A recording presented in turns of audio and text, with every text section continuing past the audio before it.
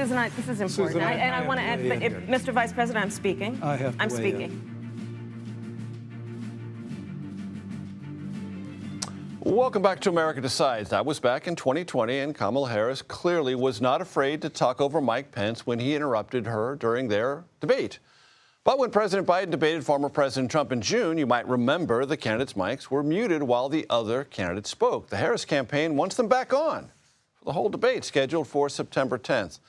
Among our topics will be this and many others, I promise. We're not going to dwell on this, but we're going to get to it. Let's bring in our political panel, Dave Weigel and Laura Davison. Dave is politics reporter for Semafor. Laura is a politics editor for Bloomberg. All right, lightning round very quickly.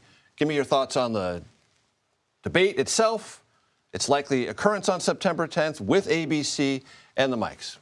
I think it's clear what Harris wants from a open mic situation, which is Donald Trump over-talking himself, showing up more like he did at the first Biden debate in 2020. And I don't think that there's another turning point that they can control until the debate, because the Trump campaign has spent a lot of time and effort investing in Kamala Harris as a lightweight who can't handle him. And she needs to show up as somebody who can, because the last Democratic nominee showed up and had to end their campaign. Exactly. Laura? I think it's a real question of if this debate happens at all. You're on the not, it may not happen. You know, Trump has said he didn't want to debate. Then he came out and held a press conference saying he wanted to debate. In fact, he wanted to debate 3 times. And now he's saying he's not sure he wants to debate. So this is 2 weeks away. A lot can happen in there. But it's clear that Harris's camp is more interested in debating than Trump's, at least right now. Who needs it more right now, Dave, from your perspective? I do think the vice president needs it more, not as much as Biden did. Biden was losing and needed something to turn that around. He needed to convince a certain number of voters that he was not to be president. Didn't work, obviously. Harris does. She's doing a lot better on every metric than Biden was, but she has not faced Donald Trump one-on-one. And to the extent there's a consistent Trump message in the last few weeks, it has been she can't handle questions, she can't handle spontaneity. How could she handle a foreign leader when she's only taking a few questions in a tarmac or something like that? Harris showing up and doing about as good as Biden did first debate 2020, I think solves a lot of her remaining problems. And also getting 90 minutes to debate her record on stage. You saw this with Biden walking off the stage realizing he'd lost to Trump. If you can't litigate it in those 90 minutes, some issues just sort of fall off the chart. And Laura, it seems that the Harris campaign is saying, as a former prosecutor, she's willing and eager to litigate. Yes. She wants this opportunity. Yes, I mean, and she is, you know, her process for this, when she was in the Senate on the Judiciary Committee, she came in very prepared. She would practice all these things, and she would land a lot of zingers. Where she's less comfortable is in the sort of unscripted back and forth. That's probably why we haven't seen her go out and do a major interview yet. That is where Trump thrives. So she views it very much as an academic exercise. He views a debate as an entertainer. So they approach this from a little bit different perspectives. Dave, from your vantage point, where does this campaign sit right now? Net plus for Harris or even Steven? I would say even, and especially because we have the uncertainty of both what she got from the convention and what happens to the remainder of Kennedy voters.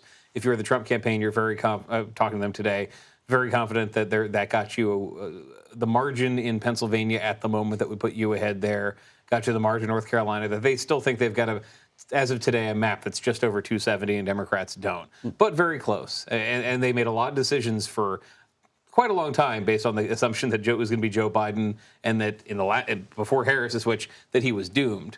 And you can see they're the people readjusting a lot now, where Democrats are not. They're the ones who have to deal with a new front in the Sun Belt, North Carolina, Arizona, et cetera.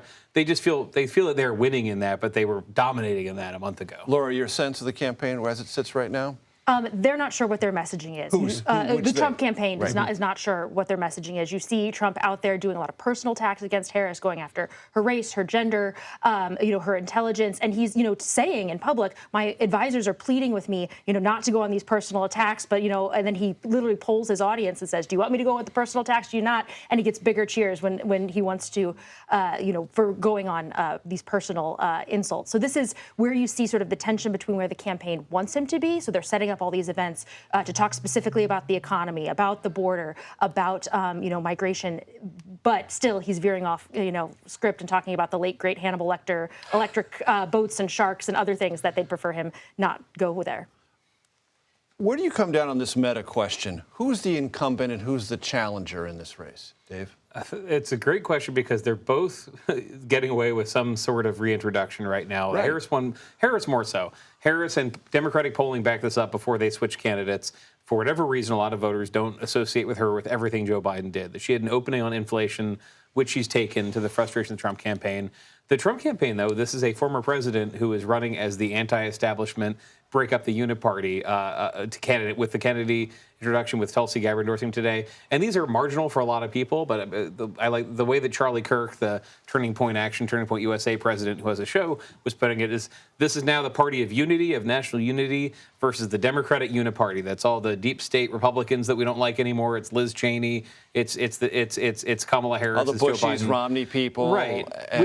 Which might be an argument that makes more sense in their space, in their space, but it only makes sense because one-term President Donald Trump is still running as somebody who the establishment wants to keep out of power.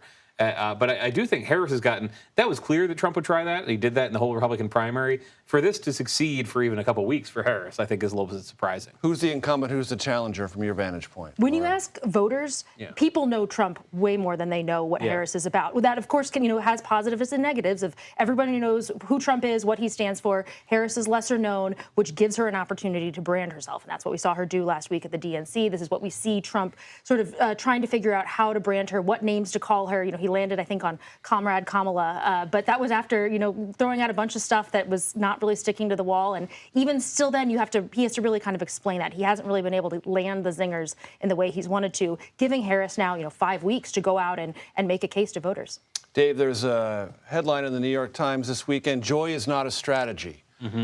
But joy is part of the zeitgeist. And clearly in Chicago, you two saw this. The idea was politics can be different, can feel different. And if you want different and feel better, go this direction. Is that enough? Well, that gets to what you were saying about how they're able to run this campaign. Donald Trump is not the incumbent, but Donald Trump is still commanding people's attention a lot of the time. And for 50-some% of the country, that used to be 60%, but now it's 50% of the country, that's exhausting. And there are things that would go away if Donald Trump did not run a political party anymore. Is that the most policy-driven argument? No, they have other policy parts of the argument. But that's how I interpret those remarks, is that there is something material in the electorate that exists because Donald Trump will not go away. We are the party that can make him go away. Maybe it wasn't credible when Joe Biden said it, but it beat this guy twice and it's credible. They've gotten pretty far with that argument, but I think that's what it means. I mean, it is a sort of gut emotional thing. If you're tired of or exhausted, or you're just done with the familiarity you have, and maybe it's a fading fad, I don't know. But if you're done with Trumpism, this is an alternative that is fresher, newer. That seems to be a kind of a very simple distillation of the Harris message. Yeah, like money can't buy happiness, joy can't buy an election, but it can solve a lot of problems. It helps with donors and voters want to bet on a winner, someone they see who has momentum, see a fresh face. So that's why you see the campaign really touting, she's raised, just in the past, month or so, $540 million. That's essentially what it took the Biden 2020 campaign. That was half of what they raised during the entirety of their run. So it's a huge amount of money. They have all these volunteers coming in, and they only have to run for just a little bit over 2 months. You can sustain that in a way that you really can't for 18 months. Laura Davison, Dave Weigel, a pleasure. Thanks so much for being with us. Thank you.